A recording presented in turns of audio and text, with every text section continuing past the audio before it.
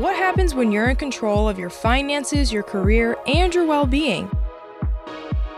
There's no limit to what you can achieve. I'm your host, Jalen Vickery, bringing you on a journey through finance, fitness, and finesse, a podcast about developing your 8 dimensions of wellness. If you're looking to elevate your wealth, well-being, and discover the power of balance, join me bi-weekly, Mondays and Fridays, to learn why money matters, but wellness counts. Hey finessers! Welcome to another episode of Finance, Fitness, and Finesse, where we elevate your wealth and wellness. I'm your host, Jay Vick, and thank you for joining me for Savvy Scholar Sunday, where industry experts share their insights on building wealth, managing stress, and living a balanced life. Today, we have part 2 of exploring the impact of financial strain on self-identity and relationships with marriage and family therapist Chazzè Roberts, founder of CPR Counseling. We left off with discussing the importance of financial literacy at a young age. Let's get into it.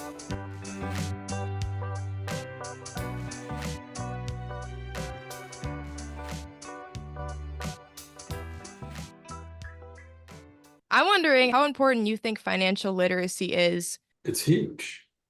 I have a colleague that works with a lot of young professionals coming out of college, like they're going into the NFL, and some of these kids going from some of them poverty, some of them middle, whatever, wherever they're coming from, they're going from that to like extreme wealth instantly, and none of them don't know about handling money. And so they come into this kind of new world and everything's getting thrown at them, and all the things that they never could get, suddenly they could get. And, I don't know if there's some stat, I don't know exactly what it is or if it's still current, but I know that a lot of professional athletes, in particular football players, they come in, they become quick millionaires, and within a short time span, they're broke, and so the literacy level around money and how it really works and how you should be using it to work for you versus you working for it. A lot of young folks just don't, a lot of old folks don't know either, but this was a very particular niche that my colleague was working with around people that were suddenly, most of them Black folks, coming into a whole lot of money and losing their minds, right? I think it's so important at a young age to have some understanding around money and finances, because that's what makes this world that we live in kind of revolve. And if you're not going to know how to play the game, you're just going to get left out on the side. Yep. Money is a game. It's a concept and a system that we created, which is also why in some ways it can be manipulated. I'm not going to start going conspiracy theory on everyone, but money can be manipulated in good and bad ways, but it's got to be worked with, and you got to make your money work for you. I believe that if financial literacy was taught in schools and there was a baseline curriculum to ensure, we got to learn the money language because it's money talk. So even if there were classes that at least just taught students hardcore about the vocabulary of things, so when you graduate, you're not like 401k, Roth IRA, HPPO, HMO, like all these acronyms and healthcare and all that really intimidating stuff. I think our economy would run a lot better if we were raising little entrepreneurs instead of little employees and teaching people how to at least just have an understanding of personal finance. I've read stuff about that crazy statistic about pro athletes going broke if they come from impoverished communities or communities that maybe experience intergenerational poverty and have no idea how to work with money because teachings about money are only passed down generationally. But like you said, when it's a game, families pass down their strategy of the game. So unless if you start talking to more people about strategies, you're not going to be able to develop your own. You can't just rely on one way of thinking about anything, especially money. I want to know a little bit about your background as you were coming into adulthood and some of the harsh lessons that you had to learn as you started to understand money. Like, did you have a mentor or were you more on your own? No mentor. I didn't know anything about money. I knew it was good to have money. I knew it was good to save money. But as far as like how to handle and manage money, I just kind of try to figure stuff out on my own. I had similar when I got my first kind of like real job and was hearing about investment this and Roth IRAs and 401k. Like I had the same, like, the hell's all pass, pass, pass. Just give me my check, and it was keep it moving. So I did not have counsel that really would sit me down and show me like, hey, you need to pause for a minute and really like understand this. Because there'd be like little seminars or workshops on the corporate level where, everybody in the company is there watching the people talk about it. And you're just like, everything's going over your head. You don't know what questions to ask. Feel like an idiot. So you just don't say anything. You just watching all your money just get burned up down the tube because you're scared of what the hell's 401k mean. Uh, seriously, I definitely had to keep Brutal. myself muted during that because I was laughing so hard. Because it's so true. When I had my first job at the bank that was offering 401k and the matches and everything, I was like, what does this mean? And they're taking my money? What does that mean? And then soon after I started learning what Social Security is. And don't even get me started about how I don't even think Social Security is going to exist when I'm old because that system is broke. I'll add some articles for people to look at. Anyways, I gotta digress from that point, but that's hilarious. So there's what, is it a 30-year age gap between us? How old are you? I'm 23. Yeah, We'll 30 just say plus. 30. But that 30-year gap, and we're experiencing the same things still, where I'm just like, what does this mean?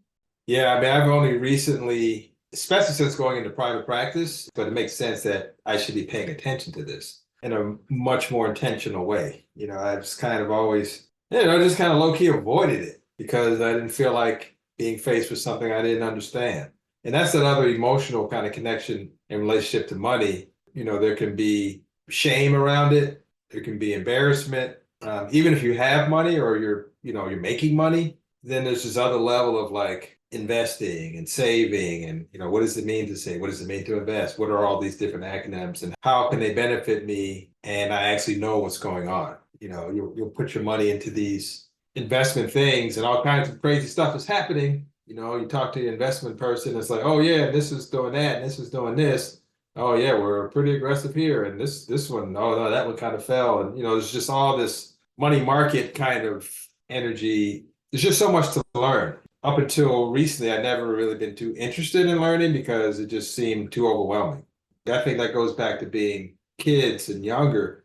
If you can generate the interest earlier, then it doesn't become so scary. You're actually interested in it and you want to understand it.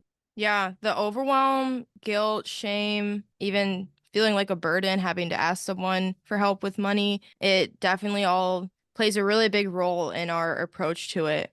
When you were telling me how there would be meetings and they would have webinars or just little trainings on what that stuff would mean, it just sometimes could feel like another lecture. And you also don't want to seem stupid for having to ask questions that it seems like nobody else is asking. At least that's what part of my experience was.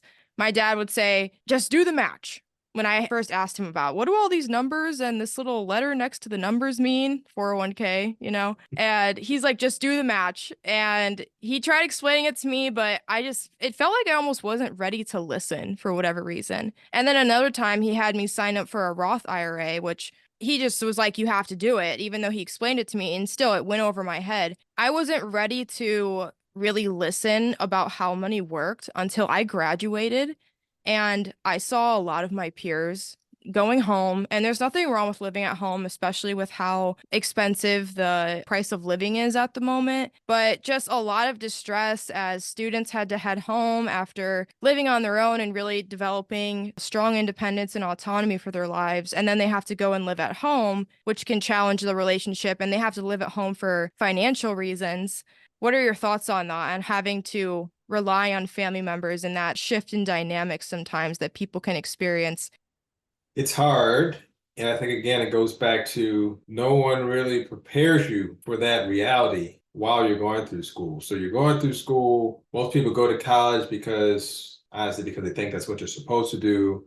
And that's where you go so you can get a better job and all this. And then when the reality sets in that it doesn't necessarily always work that way, and you don't have a healthy relationship to money, and maybe you're one of those folks that had to go in and get loans to go to school and then you come out with debt, you don't have no job, and then you got to go home and live with your parents after, like you said, you kind of develop this autonomy and this kind of sense of independence. But I'm like, did you really? Because you weren't supporting yourself. You were on your own, but you weren't necessarily supporting yourself, right? I think there's a bit of a fantasy of what's going on during that time period, and the fantasy gets busted once you're out of school, especially if you don't have a job right away. And sometimes even if you do have a job, I have quite a few folks on my caseload that are grads that are working in quote unquote real world adulting now. And even if you have a job, just the grind and the adulting is hard. I don't think folks are really prepared emotionally and mentally for what exactly that means. And they don't prepare you for that in school. That you just go there and you take your classes. And then if you meet the right people or mentors, like you said, I think that's more of a rarity that you can have that experience as well as an educational one coming out of the school. I think a lot of folks just go, they get their education, they come out and they have these expectations. It doesn't quite work out that way, the way they want it to. They end up back at home. That causes things. And then again, not that that's a bad thing, but if you're not prepared, if you don't understand, even if you have to go home, what's your relationship to money then? Are you saving? Are you working towards getting out of home? Is that part of the whole arc of school and adulting and being on your own? That okay, I'm gonna have a short stint at home while like that's already in your mindset, so that it's not like this disappointment or your failure kind of thing. It's just a lot, but I think it kind of goes all the way back to this notion of financial literacy and understanding and just interest at a young age so that it doesn't become this thing when you're actually on your own and don't have any money. That's when it becomes an issue. Yeah, it goes along with try your best to learn before you're forced to. Because that was another part of why I started deciding that I needed to take a different approach to my relationship with money, or at least start paying attention. Because when I graduated, all of a sudden it was like that for me, where I could either live at home or I could keep my own place. But then I was like, oh, like that's how much my rent costs. And I had been paying for most of it, but my parents, and I'm actually thankful for this, for like, all right, Jay, after undergrad, you just gotta go out on your own. But it's been fun because it was a little bit of sink or swim, and people experience that at different ages. But I'm thankful I had that mentorship, but also I wanted to take that initiative too, because I'm a little competitive, and I even though I'm a therapist, I've learned that it's okay to ask for help, but I didn't want to ask for help financially from my parents. I really wanted to do my best to figure it out on my own. And so I want to ask you, we may have to make this episode a two-parter because there's no way I can edit all this good stuff down to 45 minutes. How can people go about seeking mentorship in different dimensions of their life, especially around money? Well, at some point, especially as you come into adulthood, you'll have to seek that out. Not everybody has it readily available to them. If you do, then great. But then the other thing too, which I think is great about this podcast, is it lets people kind of think about, oh, wow, I never even thought about getting a mentor around this. If you don't have access or the privilege to have something like that around you, you're not necessarily thinking about, oh, that would be helpful, because I would have loved to have had some type of mentorship around financial literacy and my relationship to money when I was a teenager, when I first started working. And once I was a W-2 employee and getting a regular paycheck, it's part-time, but still I was getting my first paycheck, and open up a bank account. And, so like the kind of very, very ground level basics I was doing as far as like, okay, you open up a bank account, you open a savings account, but to have had some understanding of like, it's kind of a waste, because money loses its value over time. I didn't know about investing, but then I didn't have mentors. I didn't have a family that really, I'm not going to say valued that, but they certainly did. If they had that knowledge, they didn't pass it to me. And I didn't find out until at this age in my 50s that I have family members that have a ton of money that they put away and invested, and who knew? Like basically they're millionaires. And I had no idea how they acquired that wealth. And it's not generational at all. It's going to die with them in a lot of ways. The knowledge, the information, and the money. But the mentorship would be great. And I think if you don't have it, you should seek it out. And maybe one place to start is usually most people know someone with money, rich friend, uncle, aunt, neighbor, I don't know, but just someone in your life. Even if they don't seem like they have money, just start asking questions. I have found that it's not really a secret. People that have that information will share it with you, but they're not necessarily just going to give it up unless you ask for help. And you have to get over yourself to actually be willing to ask for help. Precisely. Because, yeah, seeking it out, sometimes that made me think of the question, or when would I know I need to seek out mentorship on different things? And it would be like, okay, well, when you start dating someone in high school, or some people it's like middle school, but really, let's just say high school, you start dating someone and then you ask a family member or someone that you're close with, hey, does she like me or whatever you'd want to, I'd be a little cheesy here, but basically, if you're in a relationship, you're gonna probably ask people in your community about a situation, how to handle something, you're seeking their knowledge. And so it doesn't have to be much different about money. As soon as you start to get that first little inkling that, oh, I this costs this much, even something as simple as that, oh, no matter what age you are, you can start to just ask whoever you're with, because I would hope that you're always in community. Don't want anyone to be isolated, but whoever you're with, you can just talk about, I wonder what that is. And even if they may not appear as if they're rich or have a lot of insight about money, it's still about diversifying the knowledge that you do learn from people, and that comes through conversation. Overall, throughout the podcast, they'll start to understand that rich doesn't necessarily mean flashy things that are deemed rich according to media, right? The concept of rich can mean a lot of different things to different people. But it's also important to understand that if you see somebody driving a Jaguar, that doesn't automatically mean that they're some sort of millionaire or billionaire. You don't know how they bought that. So that's how we'll get on like loans and credit. And don't get me started on how important it is to understand what a loan actually is before you even go to school and sign up for one. But I digress. Those are my thoughts on that. It made me actually think of, Mhm. too, the book for the episode is called Millionaire Next Door, and it speaks on how the image of rich or wealth is not always what's portrayed on the media. That's a whole topic in and of itself. Most definitely is. That's why it just comes, I think, to asking and inquiring versus making assumptions, because the person with the Jag may manage his money very well, manage their money very well, or they may be putting themselves in debt for a car that they can't really afford.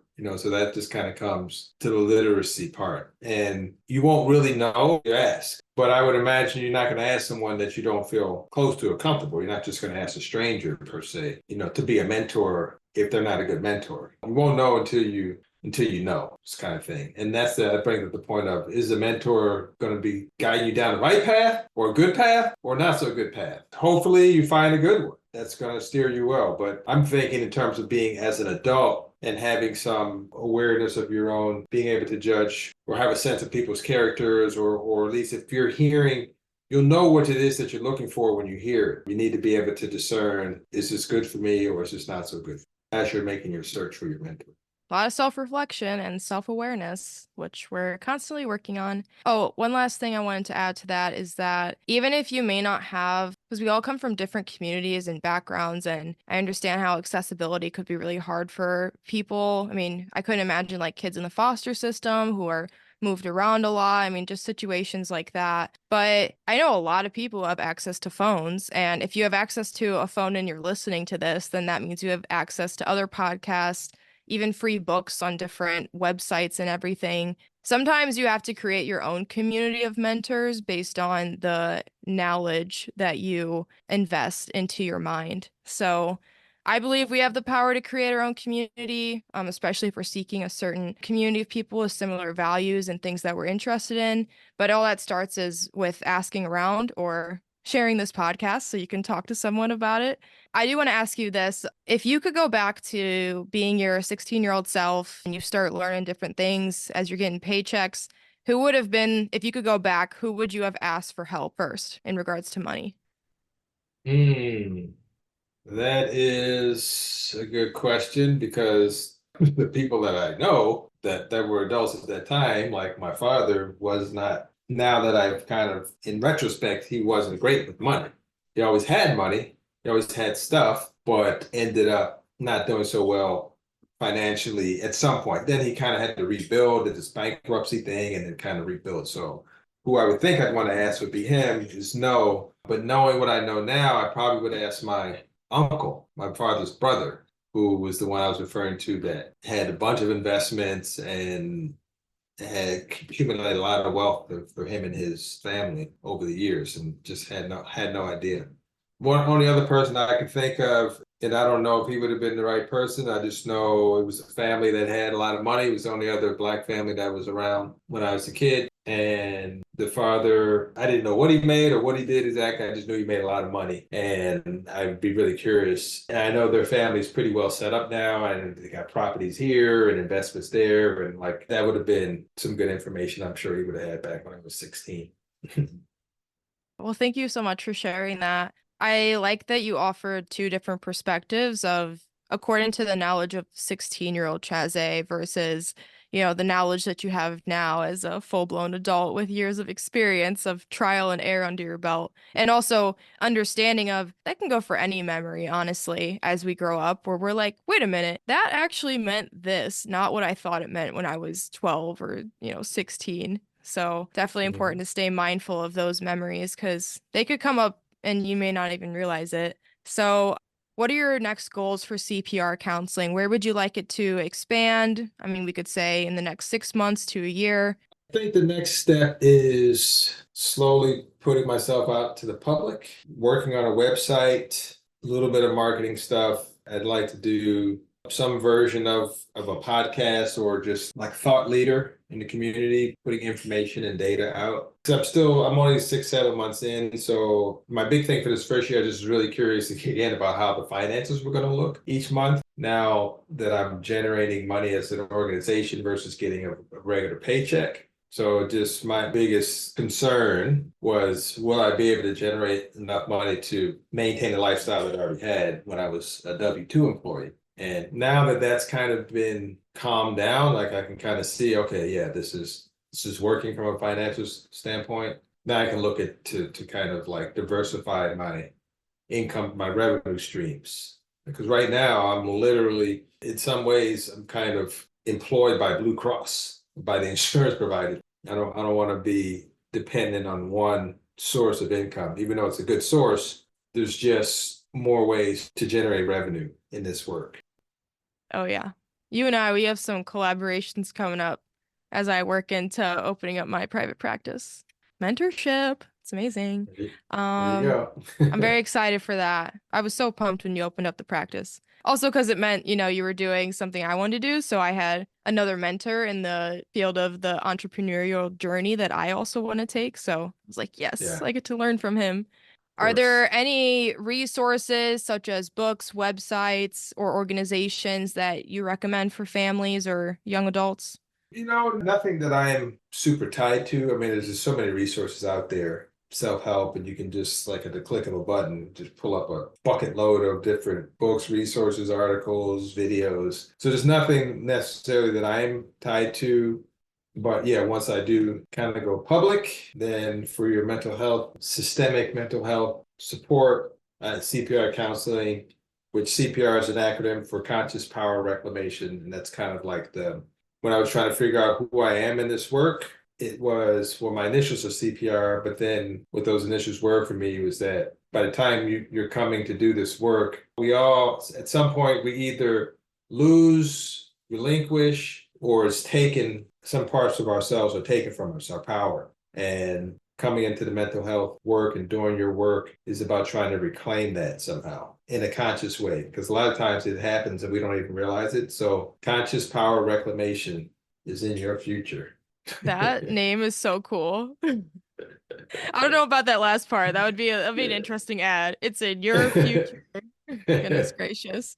Yeah, you But can that's edit that actually a out. that's a super cool name, finance, fitness, and finesse. I mean, I was super Well, excited when I came up with that on like a super long run, but I'm low-key kind of jealous of your name for your business. That's really unique. Definitely, I will be dropping how listeners can get in touch with you and your beautiful social media pages that are in development. I'll put that in the show notes for people to access, but I know that most of your tags on social media or your handles are CPR counseling, right? Like that's pretty much the name on most of them. that's it.